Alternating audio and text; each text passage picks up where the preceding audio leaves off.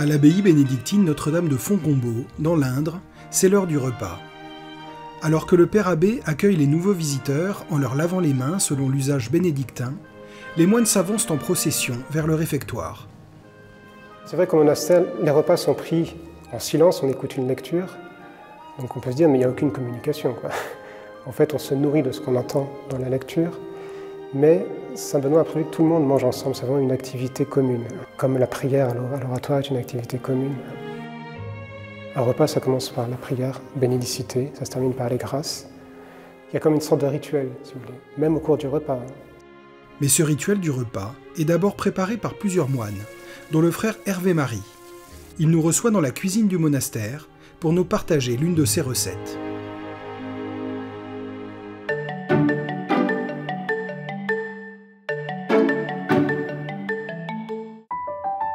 Aujourd'hui, je vous propose de faire des œufs castillans. C'est un nom que nous-mêmes avons donné ici parce que donc on mange beaucoup d'œufs et donc il fallait essayer de varier. Donc on a des œufs coques, des œufs mollets, des œufs durs, des œufs pochés. Alors je me suis dit, on rajoute des tomates, des oignons, des poivrons.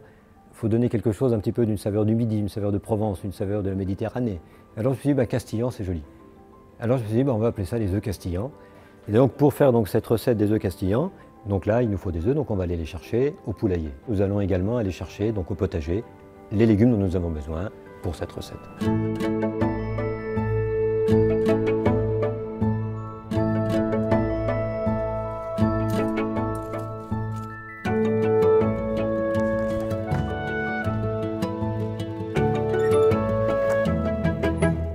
Nous avons donc sur la table maintenant les oignons, les poivrons et les tomates, et également les œufs qui arrivent du poulailler.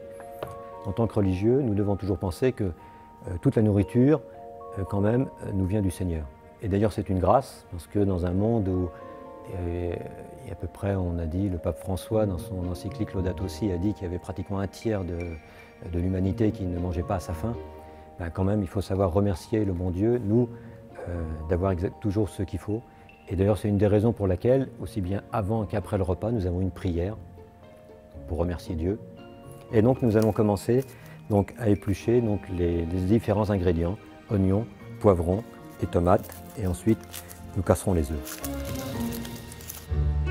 Frère Hervé Marie commence par couper les légumes en morceaux, en prenant soin d'enlever les pépins des poivrons. Il met ensuite les tomates à cuire et les oignons à rissoler dans un peu d'huile. Donc pendant que les légumes cuisent, maintenant nous allons pouvoir casser les œufs. À peu près on compte 2 œufs par personne pour les œufs castillans. Donc aujourd'hui nous sommes environ 90 personnes à déjeuner. Donc ça fait 180 œufs. Donc,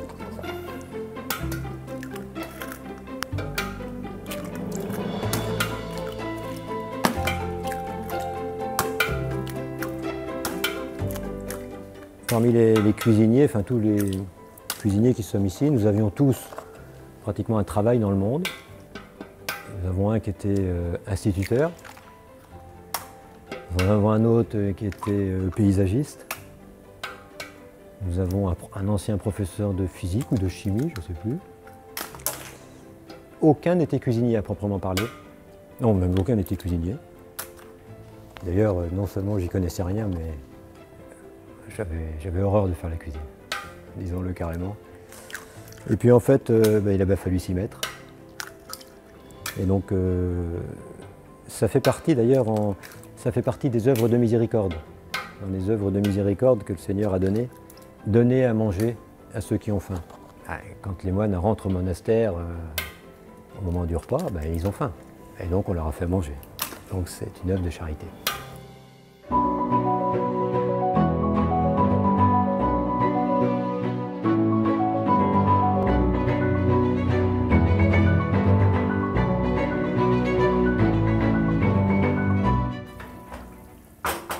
Donc les tomates sont déjà à peu près cuites, je rajoute les poivrons. Ils cuisent beaucoup plus vite. Voilà, donc maintenant que j'ai incorporé tout, et tout à l'heure j'ai déjà un petit peu enlevé de jus, parce que donc, les tomates rendent évidemment beaucoup de jus, et ça va faire sinon un appareil un petit peu trop liquide. Donc maintenant on va terminer de casser les œufs. Pour une grande famille, aujourd'hui de 90 personnes à peu près. Il faut savoir qu'au monastère, donc, Il y a certains jours où nous mangeons de la viande tout de même, et d'autres jours où nous ne devons pas manger de viande, c'est ce qu'on appelle des jours d'abstinence. Les jours où on mange de la viande, de toute façon, c'est donc le dimanche, le mardi, le jeudi. Alors en carême, nous ne mangeons pas de viande, jamais, ni en carême ni en avant. Le jour où on ne mange pas de viande, nous pouvons manger des œufs. Donc souvent nous mangeons des œufs le lundi, soit le mercredi, le samedi, en sachant que le vendredi on s'arrange pour manger du poisson. Comme c'est la tradition, de toute façon on ne mange pas de viande, en souvenir de la passion du Seigneur. Donc les œufs, on fait des œufs coques, on fait des œufs sur le plat. Nous faisons donc des omelettes évidemment. Nous mettons quelque chose, nous pouvons faire des omelettes au fromage, puisque nous avons également au monastère une fromagerie.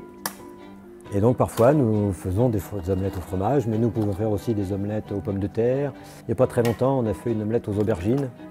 Donc nous faisons revenir un petit peu les aubergines. Et donc ensuite j'ai eu des remerciements pour une omelette aux champignons. Alors ça c'est vraiment formidable. Les moines sont... Donc il y a plusieurs moines qui étaient très heureux et qui m'ont remercié pour cette omelette aux champignons. Alors c'est vrai que ça fait quand même toujours plaisir.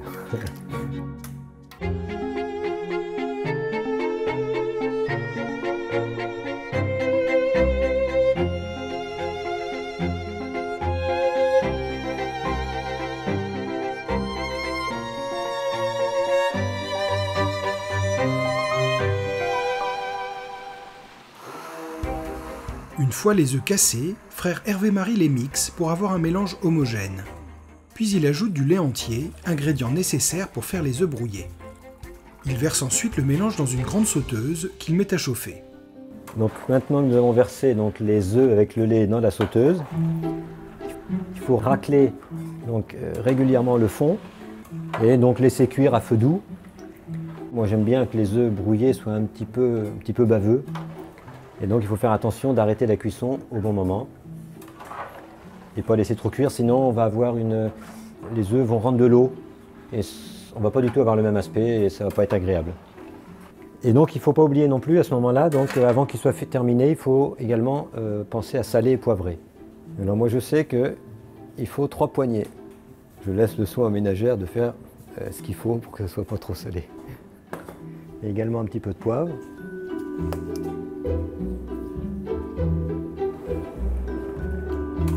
Vous voyez, on voit que les œufs commencent à prendre.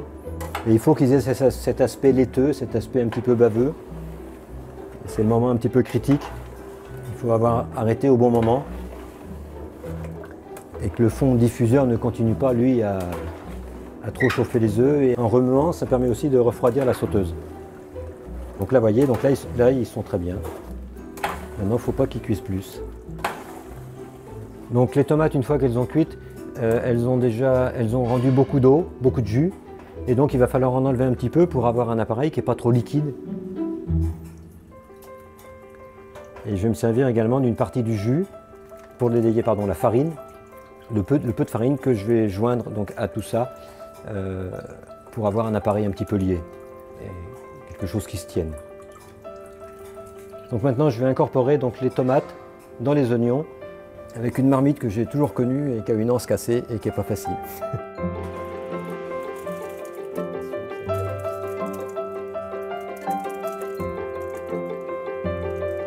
Tout à l'heure, j'avais donc salé et poivré l'appareil avec les tomates.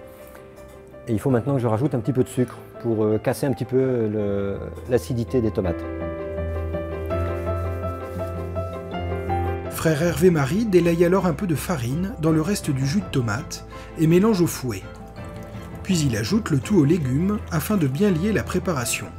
La sauce castillane est prête. Donc maintenant, les œufs brouillés sont terminés. C'est-à-dire qu'ils sont comme je les aime. Un petit peu laiteux, pas trop cuit, un peu baveux.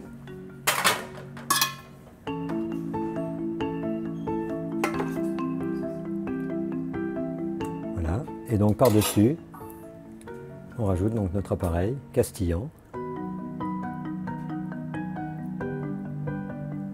Voilà.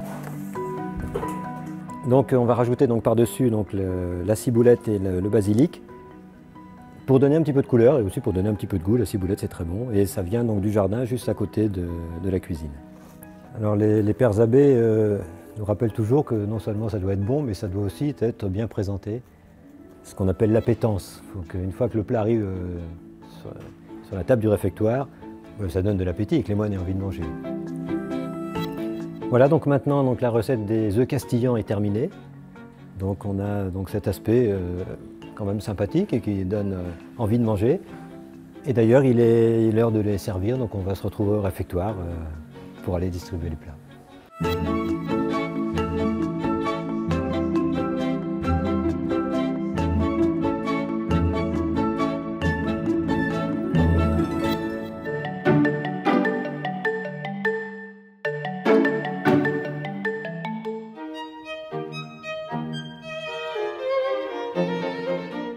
Pour faire les œufs castillans, vous aurez besoin d'une vingtaine d'œufs, d'un litre de lait entier ou de crème fraîche, de 200 g d'oignons, d'un kilo de tomates, de 100 g de poivrons, d'une poignée de farine, de sel, de poivre et de sucre, et enfin de ciboulettes.